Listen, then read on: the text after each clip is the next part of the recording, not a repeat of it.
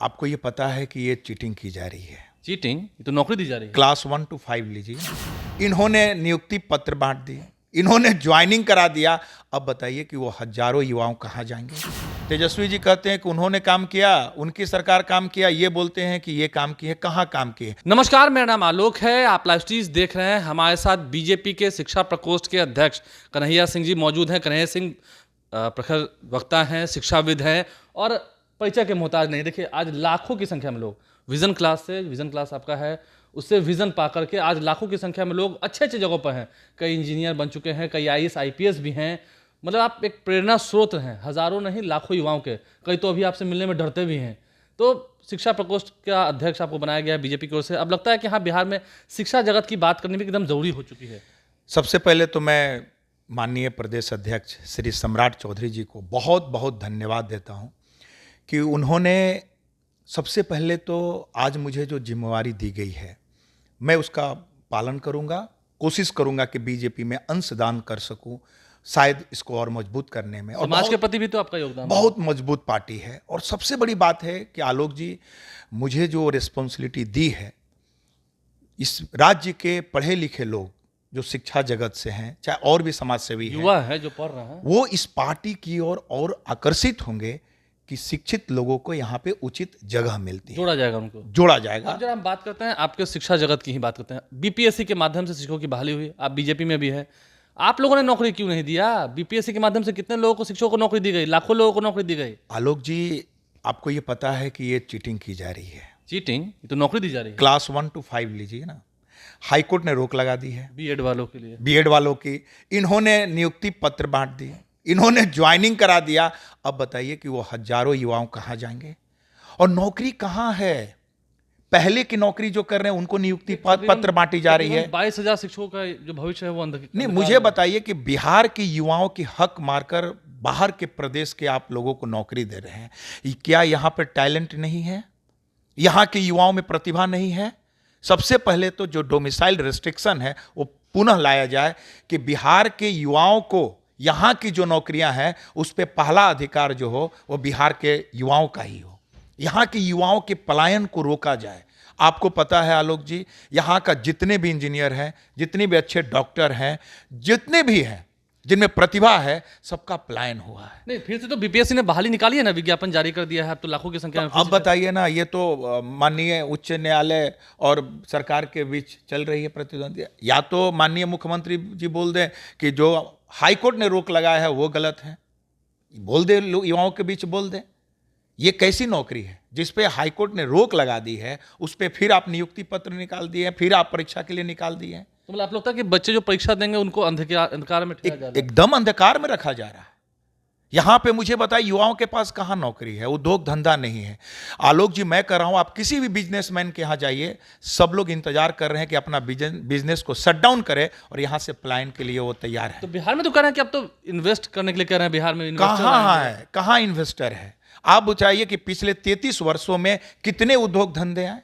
आप आज भी पुल पुलिया और फ्लाईओवर दिखा के लोगों को क्या कर रहे हैं, उनको क्या दिखा रहे हैं? यही विकास है। और सबसे पहले तो मैं बता दूं आपको, ये जिनके साथ है ना, मोहब्बत की जो दुकान है ना वो बंद हो चुकी है। अब मोहब्बत की दुकान पे बिकता क्या है? बेरोजगारी, परिवारवाद, भ्रष्टाचार, तुष्टीकरण, और तो और नोट बिकता है। भ्रष्टाचार की ये जो उनकी मोहब्बत की दुकान है, जो भ्रष्टाचार बिकता है, वहां पे नोट का बंडल बिक रहा है। आप देखिए, झारखंड के जो सांसद है कांग्रेस के, यहाँ 300 करोड़ के ऊपर अभी तक नोट निकल चुका। बताइए, एक गरीब राज्य में ऐसा होता है क्या? यहाँ पे स्कूल की स्थिति क्या है आपको पता है?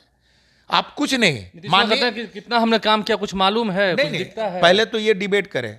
तेजस्वी जी कहते हैं कि उन्होंने काम किया, उनकी सरकार काम किया, ये बोलते हैं कि ये काम किए, कहाँ काम किए।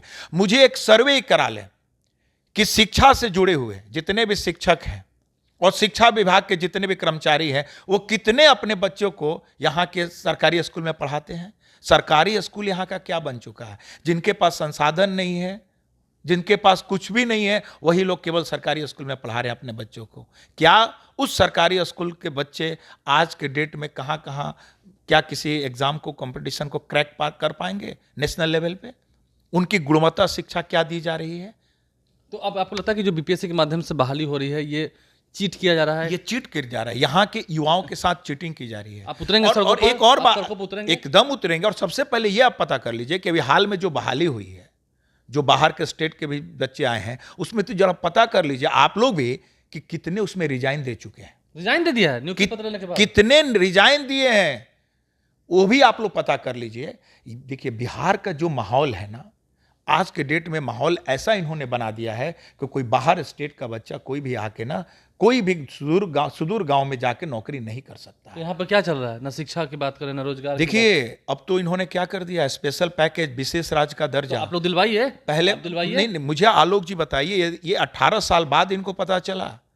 इन्होंने पूरी तरह, जब लोग, यहाँ की जनता जब इनसे हिसाब मांगने लगी, तो अब ये आगे विशेष राज्य की दर्जा और विशेष पैकेज पे। मैं आपको कहता हूं यहाँ पे एक विशेष सरकार बन जाए, सिर्फ चलेगी मोदी गारंटी।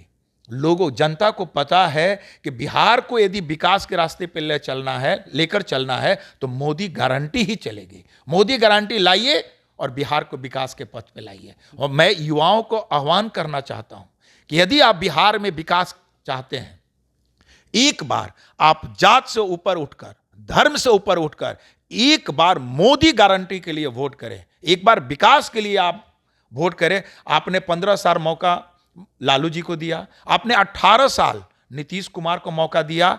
मैं कहता हूं अगली बार विशेष सरकार, मोदी गारंटी को एक बार आप वोट करके देखें, बिहार बदल जाएगा नेक्स्ट 10 साल में। और यदि नहीं बदला तो बीजेपी आपके पास कभी वोट मांगने नहीं जाएगी। एक शिक्षाविद की ये आपके साथ कमिटमेंट है। एक बार बीजेपी के तरफ आप वोट करके देखिए, मोदी गारंटी को लाइए। ये आपके जीवन के साथ है, युवाओं के साथ है, किसान के साथ है, महिलाओं के साथ है, रोजगार के साथ है। देखिए रोजगार की बात हो रही है। छत्तीसगढ़, मध्य प्रदेश और राजस्थान जीतने के बाद अब बीजेपी की निगाहें बिहार की ओर है। कन्हैया सिंह शिक्षाविद तो हैं ही, धीरे धीरे प्रचारक भी बनते जा रहे हैं, बीजेपी के लिए पूरा प्रचार ही कर रहे हैं और कह रहे हैं कि रोजगार की बातें होंगी।